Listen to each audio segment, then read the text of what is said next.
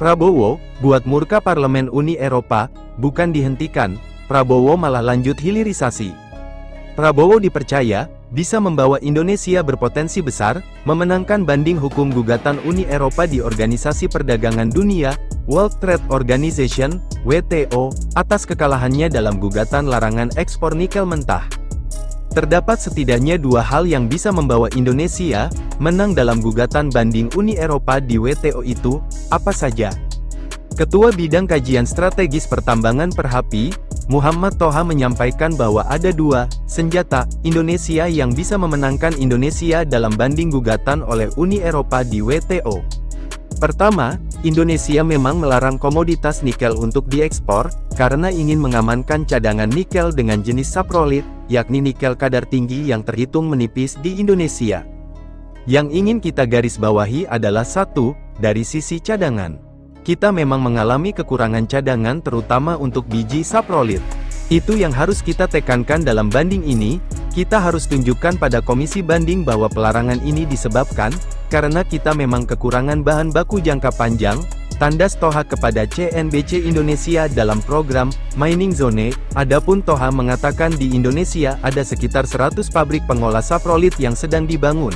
Sedangkan, di Indonesia terhitung cadangan nikel jenis saprolit ada sekitar 900 juta metrik ton. Sehingga, Thoha menilai, dalam kurun waktu kurang dari 10 tahun maka cadangan nikel jenis saprolit di Indonesia akan habis. Cadangan kita hanya sekitar 900 juta metrik ton. Artinya, kalau semua pabrik akan beroperasi seluruhnya, maka umur cadangan saprolit kita nggak lebih dari 10 tahun. Dan itu akan pasti membahayakan keberlangsungan industri kita, tambahnya. Kedua, senjata lain yang sudah dipersiapkan Indonesia dalam mengajukan banding WTO, yakni dengan menjaga agar tidak terjadi pertambangan nikel secara besar-besaran. Dia menilai, kalau terjadi penambangan besar-besaran, maka kerusakan lingkungan kemungkinan bisa terjadi secara besar-besaran pula. Kedua, alasan kita adalah kita ingin menjaga penambangan ini tidak besar-besaran terjadi, sehingga menyebabkan kerusakan lingkungan besar-besaran, imbuh Thoha. Sehingga, Thoha menilai, dengan kedua alasan tersebut, Indonesia bisa dipastikan menang dalam banding gugatan WTO, atas pelarangan ekspor nikel. Dia mengatakan, kedua alasan yang disiapkan oleh Indonesia itu bertujuan positif untuk kebaikan global. Sebelumnya, Menteri Perdagangan Zulkifli Hasan menyampaikan, pemerintah telah resmi mengajukan banding atas putusan WTO. WTO menyatakan kebijakan larangan ekspor dan hilirisasi nikel RI, melanggar aturan perdagangan internasional.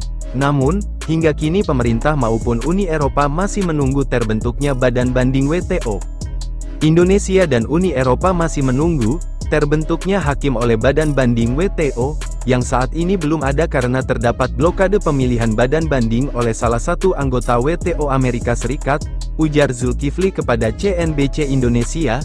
Indonesia meyakini kebijakan hilirisasi tidak melanggar komitmen Indonesia di WTO dan Indonesia akan tetap konsisten dengan aturan WTO, pungkasnya. Indonesia menang dalam gugatan banding Uni Eropa di WTO itu, apa saja? Ketua Bidang Kajian Strategis Pertambangan Perhapi, Muhammad Thoha menyampaikan bahwa ada dua senjata Indonesia yang bisa memenangkan Indonesia dalam banding gugatan oleh Uni Eropa di WTO. Pertama, Indonesia memang melarang komoditas nikel untuk diekspor, karena ingin mengamankan cadangan nikel dengan jenis saprolit, yakni nikel kadar tinggi yang terhitung menipis di Indonesia. Yang ingin kita garis bawahi adalah satu, dari sisi cadangan. Kita memang mengalami kekurangan cadangan terutama untuk biji saprolit. Itu yang harus kita tekankan dalam banding ini, kita harus tunjukkan pada komisi banding bahwa pelarangan ini disebabkan, karena kita memang kekurangan bahan baku jangka panjang, tandas Thoha kepada CNBC Indonesia dalam program Mining Zone. Adapun Thoha mengatakan di Indonesia ada sekitar 100 pabrik pengolah saprolit yang sedang dibangun. Sedangkan, di Indonesia terhitung cadangan nikel jenis saprolit ada sekitar 900 juta metrik ton. Sehingga, Thoha menilai, dalam kurun waktu kurang dari 10 tahun maka cadangan nikel jenis saprolit di Indonesia akan habis. Cadangan kita hanya sekitar 900 juta metrik ton. Artinya, kalau semua pabrik akan beroperasi seluruhnya, maka umur cadangan saprolit kita nggak lebih dari 10 tahun. Dan itu akan pasti membahayakan keberlangsungan industri kita, tambahnya. Kedua, senjata lain yang sudah dipersiapkan Indonesia dalam mengajukan banding WTO, yakni dengan menjaga agar tidak terjadi pertambangan nikel secara besar-besaran. Dia menilai, kalau terjadi penambangan besar-besaran, maka kerusakan lingkungan kemungkinan bisa terjadi secara besar-besaran pula. Kedua, alasan kita adalah kita ingin menjaga penambangan ini tidak besar-besaran terjadi, sehingga menyebabkan kerusakan lingkungan besar-besaran, imbuh Toha. Sehingga, Toha menilai, dengan kedua alasan tersebut, Indonesia bisa dipastikan menang dalam banding gugatan WTO, atas pelarangan ekspor nikel. Dia mengatakan, kedua alasan yang disiapkan oleh Indonesia itu bertujuan positif untuk kebaikan global. Sebelumnya, Menteri Perdagangan Zulkifli Hasan menyampaikan, pemerintah telah resmi mengajukan banding atas putusan WTO.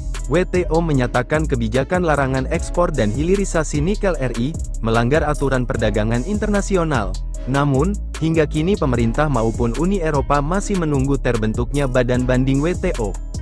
Indonesia dan Uni Eropa masih menunggu terbentuknya hakim oleh badan banding WTO, yang saat ini belum ada karena terdapat blokade pemilihan badan banding oleh salah satu anggota WTO Amerika Serikat, ujar Zulkifli kepada CNBC Indonesia. Indonesia meyakini kebijakan hilirisasi tidak melanggar komitmen Indonesia di WTO dan Indonesia akan tetap konsisten dengan aturan WTO, pungkasnya.